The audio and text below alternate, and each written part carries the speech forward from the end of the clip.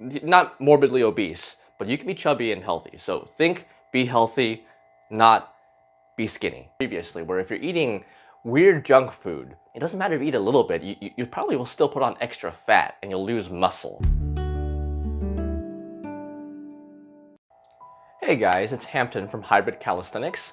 Welcome to our video on how to lose weight. One of the biggest topics in all of health and fitness, and I'm just going to casually tackle it while I drink some coffee. Which, to be fair, and I want credit for this, I took notes, and I never do that. I hardly did it in college. And I've been thinking about this for a while, and I wanted to put a unique spin on it, because if someone came up and they asked me, I want to lose some chub, I want to lose some weight, I would just tell them, well, do intermittent fasting and practice calisthenics. I mean, does that surprise anyone that I would suggest calisthenics? I named my business channel and page Hybrid Calisthenics, so it shouldn't be any surprise. And as far as intermittent fasting goes, I mean, yeah, it's basically saying exercise and nutrition. You know, everyone knows that. Even people who aren't in fitness knows that you have to eat right and exercise to lose weight. But yet, a lot of people are still overweight and they're not happy with how they look and how they feel. So I want to give some alternative ideas that may not be talked about as much, because just diet and exercise, you can find millions of videos of that on YouTube, on the Google, wherever. The first point that I want to bring up, and I will get in diet and exercise, the first point that I want to bring up is the most important one, so I'm going to bring it up first. So if you take nothing away from this video, I want you to take this, and that is that if you're thinking that you want to lose weight, please, instead of thinking that, think, how do I be healthy?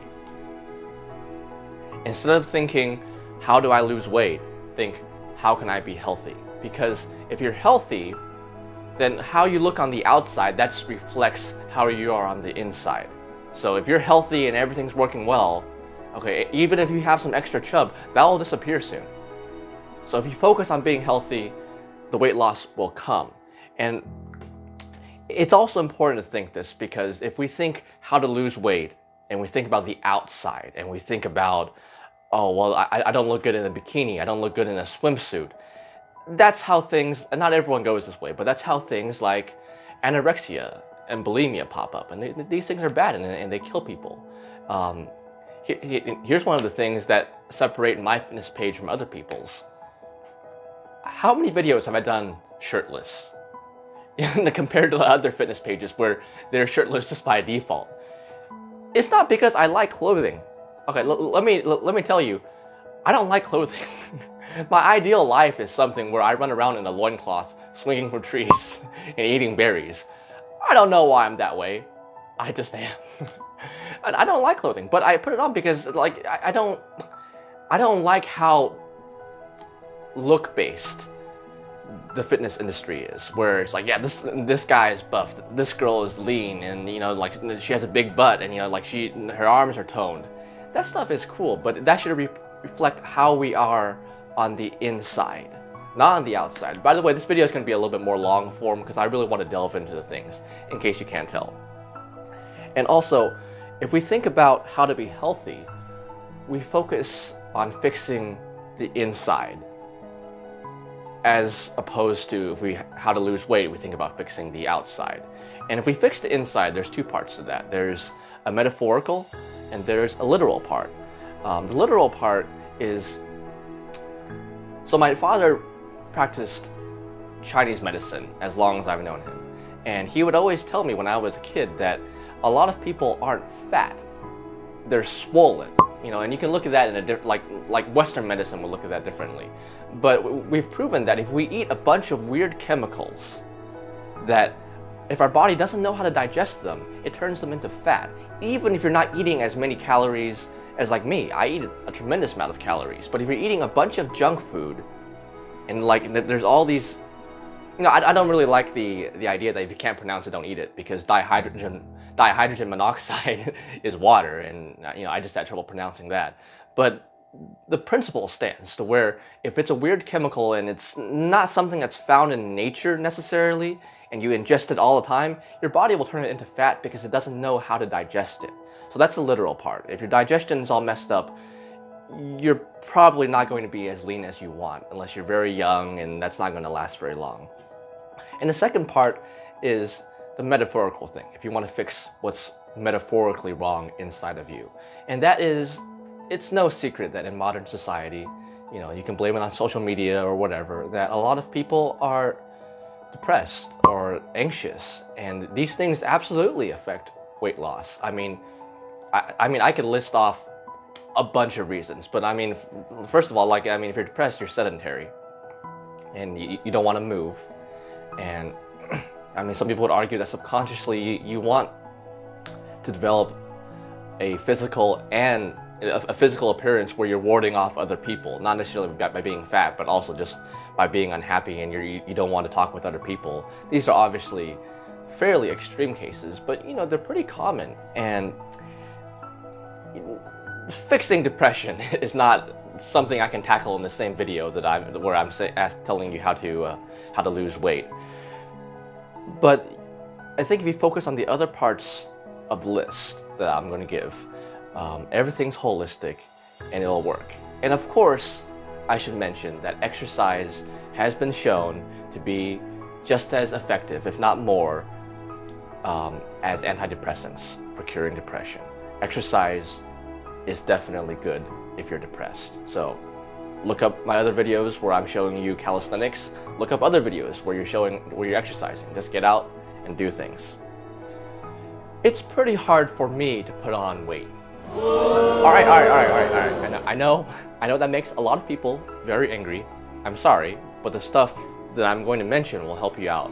And one of the reasons I'm this way is, yes, it's genetics, but also my metabolism is very quick. It's very, very fast, and my hormones are regulated, and both are from my lifestyle. And that leads me into the next point. Number 2 is that hormones and metabolism are the name of the game.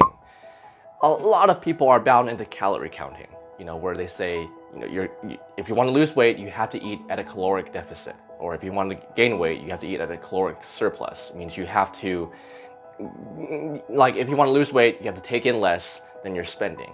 And that is true, but again, I'm bouncing off what I said previously, where if you're eating weird junk food, it doesn't matter if you eat a little bit, you probably will still put on extra fat and you'll lose muscle. So you're probably losing weight, but not in a healthy manner. And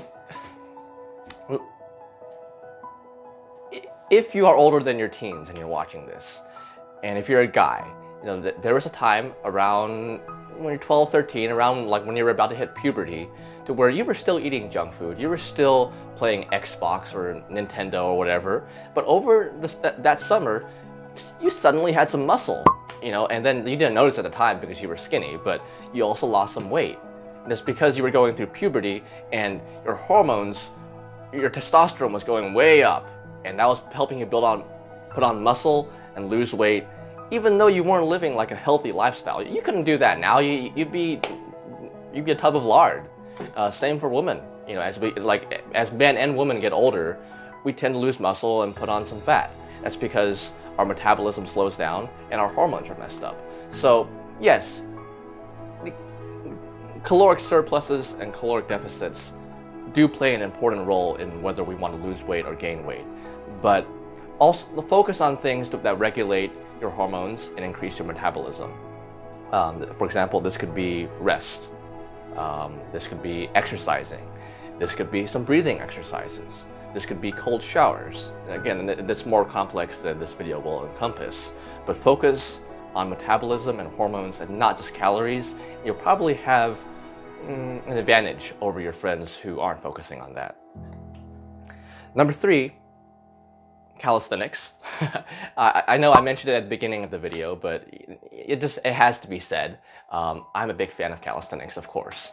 But why do I mention calisthenics instead of just exercise? Well, we get into I'm going to mention some anecdotal evidence here, and just some theories. And I mean, if you don't want to take it, you can take the other parts of this video and just ignore this part. But I think it's true.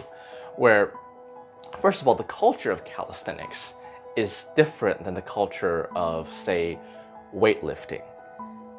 where like you look at a lot of calisthenics athletes, and they're very thin, whereas there are some people who practice weightlifting and they're very good at it and they can lift a ton of weight, but they have both muscle and fat.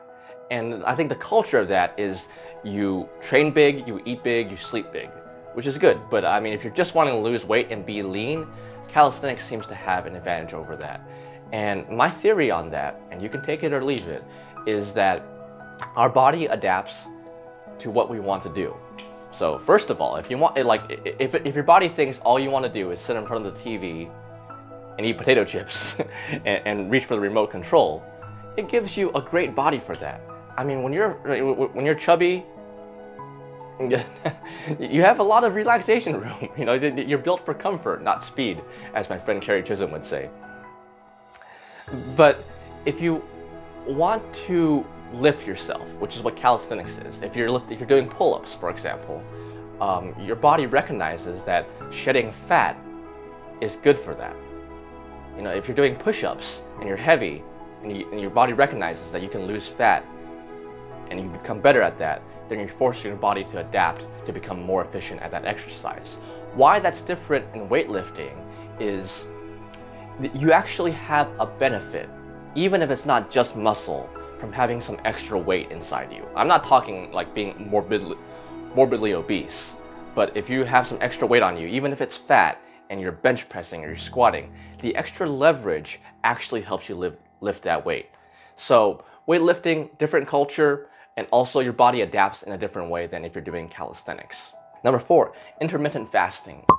This is very popular. You probably have heard of it to some degree, so I'm going to cover it pretty quickly. Basically, you leave a window of time in your day where you don't eat, and there's a smaller window where you do eat. For example, let's say you go to bed at 11 p.m. and your last meal where you eat dinner is 9 p.m. So don't eat any snacks. You can have some water, okay? And if you leave a 15-hour window, you don't eat until noon the next day. So that's a 15-hour window where you don't eat, and a 9-hour window where you do eat. So anywhere between noon and 9 p.m. that night, you can eat. That's the idea of intermittent fasting, and it bounces off the idea of hormones and metabolism, because it does seem to supercharge testosterone, which is your hero if you want to lose weight, and it increases your metabolism. And my last point is the one that's most out there. It's the most abstract, but it can also, and that's why I saved it for last, because I didn't want anyone to be turned off by it, because I don't want anyone to think I'm just being vague and not giving practical advice. But this is one of the it's one of the most helpful, so do think on it and try to apply it, and I think it can help you a lot. And so let me begin with a story.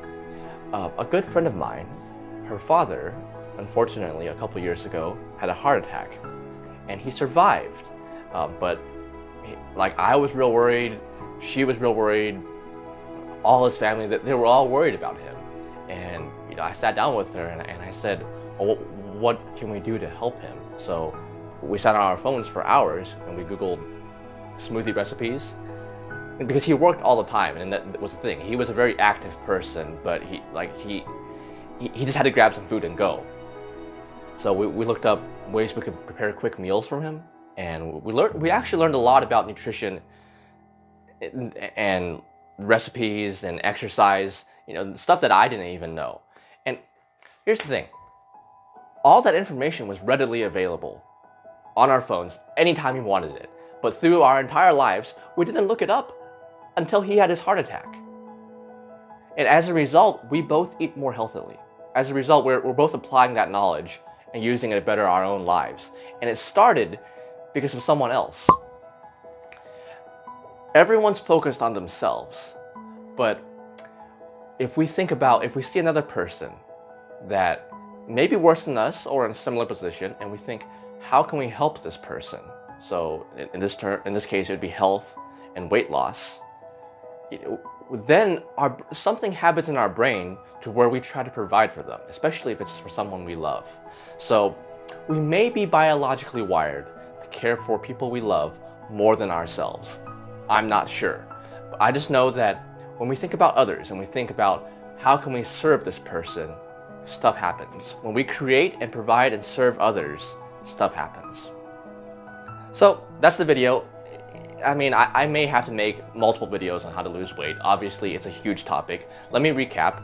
One is be healthy, not be skinny, because that can lead to a lot of problems. And you can actually be kind of chubby and still be healthy. I know that's probably a controversial opinion, but you can. For example, me, if I lived the same lifestyle I do now, but I just eat a ton of food, not junk food, I just eat a lot more of the stuff I'm eating, I would put on fat. Not morbidly obese, but you can be chubby and healthy. So be healthy, not be skinny. Number 2, hormones and metabolism. Focus on things that regulate your hormones and increase your metabolism, because your calories do matter. But if you think about hormones and metabolism and you think about your teenage years, exercise and diet are only part of the equation. You have to focus on other things. And if you focus on hormones and metabolism, you will have an advantage in losing weight. 3, calisthenics. The idea of calisthenics is that you have to lift yourselves up and down. And if you have less weight, if you have less fat, you are more efficient at doing that. And I believe your body will adapt. Number 4, intermittent fasting. You eat only during a window of the day. 5, help others. When we serve others, you know, this applies to so much stuff. When we serve others, stuff seems to happen. I don't know why. If we instead of thinking, how can I lose weight? How can I better myself? How can I be healthy? If we see someone else, a friend of ours perhaps, and we think, how can we help them? Oftentimes we end up helping ourselves. I should mention, don't go up to a stranger and say, hey stranger, you seem to be pretty fat. Let me help you out. And like, if you do that, don't tell them I told you to do that, because I don't want the lawsuit and the hate mail. Pick someone you love and try to help them out. That's the video. That's my video on how to lose weight, hybrid calisthenics style. My name is Hampton. If you like this post, please like and share it so others might benefit. If you like what I'm about, please follow the page. I'll talk to you guys soon. Oh wait.